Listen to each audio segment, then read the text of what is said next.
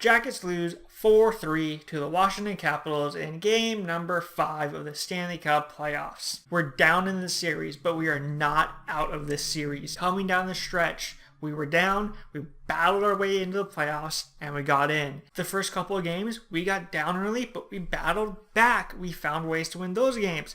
We are a strong, resilient team that likes to battle back. When people start counting us out, we go, no, we are battling back. We are winning games. We are going to do something. So we may be down in this series, but we are not out of it. We have to win game 6, and then we have to win game 7. There is nothing else for us. We got to win now. But the Capitals played strong defensively, and they shut down our top line. They really couldn't do too much. We got to figure out a way for them to break through the Capitals. Starting off, first period, we get out there, we apply a little bit of pressure. It's a back and forth period. Goalies are making saves. About halfway through the period, we get a penalty, Caps on the power play. Ovechkin has the puck on the wall. Seth Jones does a good job. He takes the puck off of him, sends out of the zone. Calvert takes off. It's a 2-on-1 with Anderson. Calvert has the puck. He goes down, takes the shot. Holtby makes the save. It hits him, and it trickles through. Holtby thinks it is redirected off to his right, so he starts to go that way, and then he realizes, oh crap, it's in the back of my net. Calvert scores the first goal of the game, shorthanded, and the Jackets lead 1-0. That is a great way to negate the Capitals' power play, is to get out there, break up the play, and go in the offensive zone and shoot the puck on Holtby. Any shot when you are killing a penalty is a good shot, because that means they are not in your zone shooting the puck and you are running seconds off the clock. And you never know, the shot might go in like on this one. A couple minutes later, the Capitals are in our zone. We get the puck to the point, but we can't clear it out. Stevenson keeps it in, sends it down behind the net. Backstrom picks it up. He just goes and passes it to TJ Oshie, who's sitting all alone in the slot, which we cannot do. Savard goes down to block the shot. Bob sticks his stick out. It hits Bob's stick, bounces up in the air, hits Savard, and goes back over Bob into the back of the net. It's not a goal we want to give up, but that says a lot about how Bob has been playing of late in these playoffs, where it has to be a deflection for it to go in, where it hits Bob's stick and goes above him. He doesn't know where that puck went. We could have done a better job of taking the puck away from Backstrom, maybe even get it out of the zone, done a little bit something different. That way the Capitals didn't keep it in the zone, because that was one of our biggest problems in this game, is that we could not get the puck out of our zone. We had a hard time at that. We had a hard time clearing. Washington was doing a great job of staying on the blue line and keeping pucks in, and it burned us a couple of times. We got to get the pucks out of our zone. But after that, the goalies did a good job, locked it down. There were a couple of fluky goals in that period, but for the most part, Bob and Holtby did a good job, locked it down. So we head to the second period. We come out with a little bit of pressure, moving the puck around. We start to work up the ice. PLD has it in the zone, and we go for a line change. And we do not go fast. We just go I'm going for a line change. Well, PLD doesn't get the puck deep, where that doesn't matter. Orlov takes the puck away from PLD, gets up to Kuznetsov, and now it is a 3-on-1 with Zach being back, and then Kuznetsov, Ovechkin, and Wilson are the guys leading the rush up ice for the Washington Capitals. You can't do that. You got to move your feet to go for a line change. Get off as fast as you can, especially in the second period where it's the long change for you. Get off as fast as you can and get that guy on for you as soon as possible. Or talk a little bit. Go, hey, you go for the change. I'll stay here in case something happens. Something better. You got to communicate and do a better line change. They come up the ice. Kuznetsov has the puck. He enters the zone. He shoots the puck. It hits the edge of Bob's pad and trickles in. Goal you would like Bob to have. Hope you would like to have his first goal. Bob would like to have that goal. That was one of those goals where it's a fluky goal. They don't happen often, but Bob got beat on a shot. But Bob should never have been put in that situation.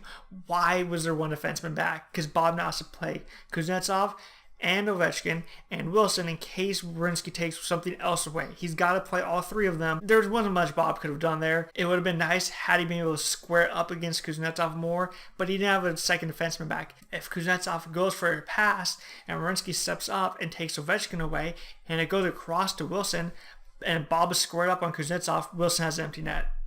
Same thing with Ovechkin. If Werenski takes the Wilson pass away, Ovechkin now has a nice shot on him. So Bob played it as best as he could, and it just beat him. But after that, Washington comes out with a bunch of pressure. They're in our zone. They're shooting the puck. They're recovering the puck, keeping it in. We go to clear it out of the zone. Oh, she stops at the blue line, but he doesn't do a good job keeping it on his stick. Matt Calvert steps up, goes, this is going to be my puck, steps up, Oshi's trying to get back and get a good coverage on this. He goes to smack the puck. Calvert pokes the puck ahead, goes, no, okay, this puck's staying in front of me, and Calvert gets a breakaway. He walks in the zone, he gets to the hash marks, he goes for the shot, and he fans on it. Just whiffed on the shot. Opie played it kind of like, oh no, the two Kucherov goals where he just fakes the shot, doesn't touch the puck, and it just trickles by him. Goes down to block the shot that's just going to come floating by. As he goes down, Calvert goes, crap, I fanned on the shot, pits a stick down, goes backhand, spins Ramas, and pits it past Holtby, and Jackets have tied it up at 2. Matt Calvert's second goal of the game. He had a great game in this one. He was always out there pushing the offense forward. He was probably our best forward out there tonight. Bob was the best player, undoubtedly. It was all Bob. He made some saves that were, I don't know how he made them, and if he doesn't make them, we lose this game like 6-3. After that, turns into more of a back and forth game. Both teams are going one and done shots a lot of time. There's some offensive zone time for each team, back and forth. But one problem we have had this entire series is taking stupid penalties. And the refs were making terrible calls. There was some stuff they were letting go. I'm like, how is that not a penalty? And then they would call some stuff. I'm like, how is that a penalty? And it was both ways. There was some capital stuff. I was like, that's not a penalty, but that thing 30 seconds ago was. There was a lot of makeup calls in this one. About 7 minutes in the period, Jones is in a battle with Verna on the boards, and Jones is there, kind of pushing him up the ice a little bit, and when he pushes him, Verna's stick comes up, it hits him in the face, and the refs go, okay, penalty for eye sticking. And I was like, okay, it looked like eye stick at first. And then the refs talk to each other, and they're like, no, Verna's stick hit himself. Jones didn't do it. They showed a replay. I'm like, yep, that's the correct call. And they took Jones out of the box. Wasn't a penalty. That's fine. Good job. But like 30 seconds later, we're in the offensive zone. Matt Calvert's chasing Carlson. Carlson goes behind the net. He does a little crossover, and his skates hit each other, and he falls down. But Matt Calvert was right there chasing him. So Matt Calvert gets a tripping penalty. I'm like, no, you did the correct call earlier. How are you making up a correct call? That kind of stuff I didn't understand. But about 5 minutes left in the period, Anderson's chasing Kuznetsov, taps him on the hands, and the ref calls him for slashing. It is by far the weakest slash that has been called, and there have been stronger slashes that were let go in this game by both sides. Both teams did worse slashes than that, but they called that stupid one. So once again, we go to the box. So the Capitals are on the power play. They get set up. They get the right-handed guys on one side, and Kuznetsov and Backstrom just play pass on the one side until everybody gets into place. Backstrom gets the puck up to Carlson. Carlson one-times it. TJ Oshie reaches the stick out, tips it, and it beats Bob on a deflection. It was a great tip, but of course, TJ Oshie scores against Bob. It wouldn't be a Blue Jackets Caps game if TJ Oshie did not score. It's just one of those things. Ever since the 2014 Olympics, TJ Oshie always just seems to be able to score against Bob, and it's starting to get really annoying. But the Capitals have a 3-2 lead. So now, the Capitals have scored a power play goal in every single game, and guess what happened after that? No more Blue Jackets penalties were called. I wonder why. Capitals get the power play goal. Hey, look at that. We're going to no longer call stuff. We're just going to let you play. There was a lot worse stuff in the third period than happened in the first two, and I wanted to know, how did they not call some of that third period stuff? They were calling way softer stuff in the first period. There should have been another like 10 penalties in the third period alone, but they weren't calling it. They put the whistles away. Capitals have their goal. So in the second period, down 3-2. Go out for the third period, and we come out and we're down in this game, but we're going to battle back because we are a battle back team. We come out, we're starting to get off its zone, we're moving the puck around, we look really good. Taking shots on net, keeping pucks in, doing everything the Capitals did in the first two periods, we are doing to them now, and just attacking the Capitals. A couple minutes in, we're in the offensive zone, applying pressure. We're cycling the puck. Savard pinches down a little bit as Jenner's coming to the wall. Jenner gets some puck. Savard takes the shot, kind of fans on a little bit, and it also gets blocked.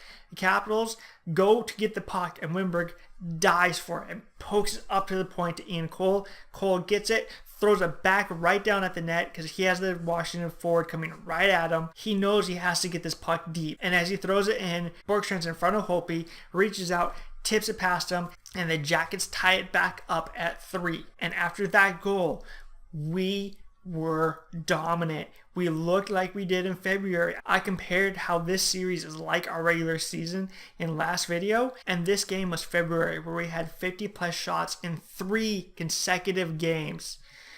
And those Jackets showed up for the third period. And it took the Washington Capitals till about 10 minutes in to get their first shot on goal. We outshot them 16-1 in the third period, but we could not solve Holtby. The Capitals had zero offense in that period.